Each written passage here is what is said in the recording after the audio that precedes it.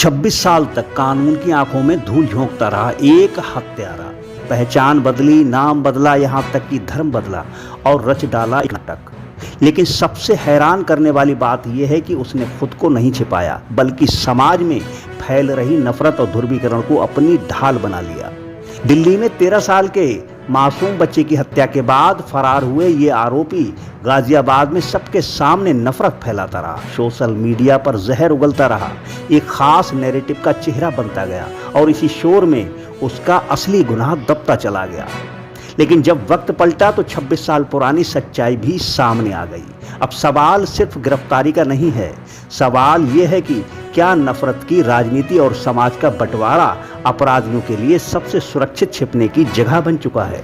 तो दोस्तों नमस्कार, मैं रिशाद अली और आप देख रहे हैं यूपी 76 न्यूज़, खबर हमारी दुनिया तक। बस आपसे एक ही निवेदन है, यदि आप फेसबुक पर देख रहे हैं तो फॉलो करें और यदि यूट्यूब पर देख रहे हैं तो चैनल को सब्सक्राइब करके घंटी वाला बटन जरूर दबाएं। खुद को एक्स मुस्लिम कहने वाले सलीम वास्तिक की कहानी किसी फिल्मी कहानी से कम नहीं है।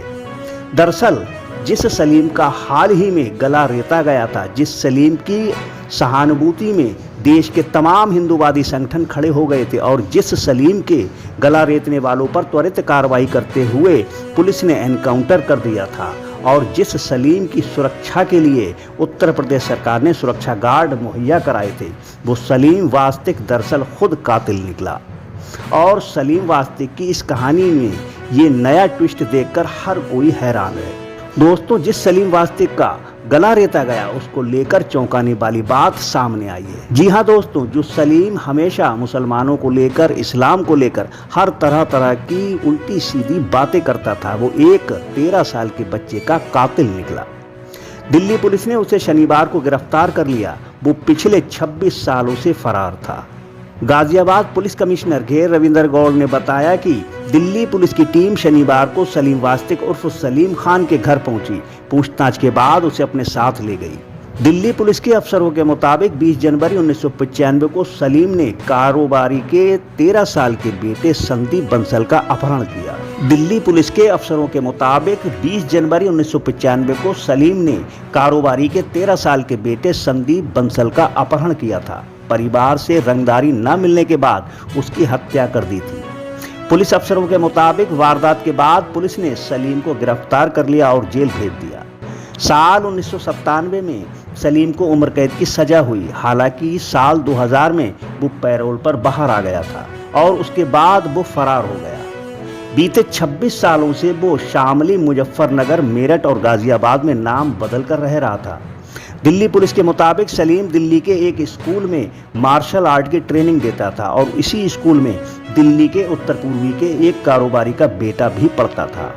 और सलीम ने अपने साथी अनिल के साथ 13 साल के बच्चे संदीप का अपहरण कर लिया था और पीसीओ से फोन कर बच्चे के परिजनों से 30,000 रुपए की मांग की थी और मांग पूरी न होने पर उसने कारोबारी को उसके बच्चे की हत्या की धमकी दी थी और बाद में सलीम और अनिल ने बच्चे की हत्या कर दी थी। इसके बाद दिल्ली पुलिस ने दोनों की निशानदेही पर बच्चे का शव बरामद किया, जिसके बाद मुकदमा चला और अदालत ने सलीम और उसके साथी अनिल को उम्र कैद की सजा सुनाई। इसके बाद सलीम ने दिल्ली हाई कोर्ट में याचिका दायर कर उम्र कैद की सजा रद्द करने की मांग की।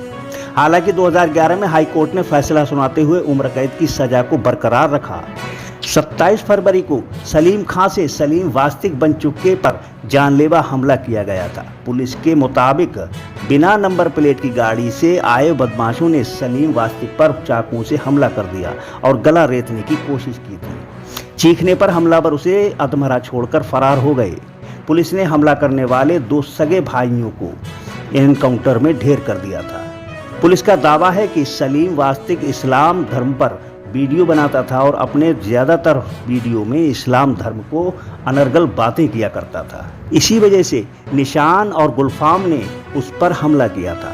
गाजियाबाद के सलीम वास्तिक का मूल निवास शामली में है। 20 साल पहले वो शामली से निकलकर वो गाजियाबाद के लूनी इलाके के अशोक विहार कॉलोनी में बस गया। परिवार में उसके अलावा उसकी पत्नी और एक बेटा उस्मान है। सलीम पहले कंस्ट्रक्शन का काम करता था और कुछ समय तक वो मौलवी भी बनकर रहा। और 7 साल पहले उसने इस्लाम धर्म छोड़ दिया और अपने नाम के साथ उसने वास्तिक जोड़ लिया। हालांकि सोशल मीडिया पर अब सलीम वास्तिक को लेकर कई तरह के सवाल उठाए जा रहे हैं। आपको बताते चलें कि इस पर हमला होने के पश्चात इसके लिए यति नरसिंहानंद जैसे लोग उसके पक्ष में खड़े हो गए थे और इस पर हुए हमले को लेकर देश के सभी मुसलमानों को उल्टा सीधा बोल रहे थे। तो आइए सुनते हैं कि पुलिस का इस मामले को लेकर क्या कहना है। दिल्ली पुलिस की क्राइम ब्रांच को कल एक सूचना मिली थी कि एक 1995 के 13 साल के बच्चे के मर्डर और किडनैपिंग फॉर रैंसम के केस में एक व्यक्ति जिसका नाम सलीम खान है वांटेड है और जिसको कोर्ट से आजीवन कारावास की सजा हो चुकी है, लोनी के इलाके में छुपा हुआ है। जब इसको आजीवन कारावास की सजा हुई थी उसके बाद ये पैरोल पर आया था और पैरोल जम कर गया। उसके बाद ये वापस कभी जेल नहीं गया। इस सूचना के आधार पर दिल्ली पुलिस की क्राइम ब्रांच की ARSC की टीम ने लोनी के इलाके में एक रेड करी और वहां से सलीम खान नाम के व्यक्ति को गिरफ्तार किया। जो इसकी इंटरोगेशन से मालूम चला है और जो सूचना थी उसके हिसाब से ये पिछले काफी समय से अपना नाम बदलकर जो सलीम वास्तिक के नाम से इस इलाके में रह रहा था और अपनी आइडेंटिटी छुपा कर रखा हुआ था। इसको अपनी दिल्ली पुलिस की क्राइम ब्रांच ने गिरफ्तार कर लिया है और लोकल पुलिस को इन्फॉर्म कर दिया गया है और इस पर लीगल कार्रवाई की जा रही है। दोस्तों, अब सबसे बड़ा सवाल ये है कि और वो भी दिल्ली पुलिस से कि ये आदमी कहीं छुपकर नहीं रह रहा था और ना ही इसने अपना हुलिया बदला और बाकायदा यूट्यूब पर काफ़ी फेमस था और इतना फेमस कि जिसके चर्चे मुख्यमंत्री तक पहुंच गए। उसे गिरफ्तार करने में इतना समय कैसे लगा? तो दोस्तों, अब सवाल एक अपराधी की गिरफ्तारी का नहीं है, सवाल ये है कि क्या नफरत फैलाने वाले नैरेटिव अपराधियों के लिए कवच बन सकते हैं? क्या समाज का ध्रुवीकरण कानून से भागे लोगों को छुपाने का मौका देता है? और सबसे बड़ा सवाल यह है कि क्या 26 साल बाद संदीप बंसल के परिवार को पूरा न्याय मिल पाएगा?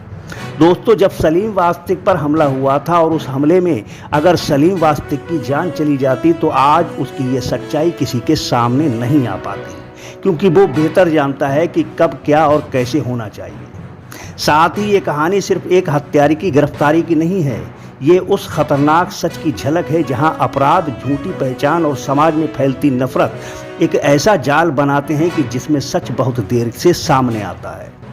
यूपी 76 न्यूज़ देश की सरकार से ये अनुरोध करता है कि हर उस शख्स की जांच हो जो देश में नफरत फैलाने का काम करता है, अब वो चाहे किसी भी धर्म का हो, किसी भी वर्ग का हो और किसी भी समाज का हो।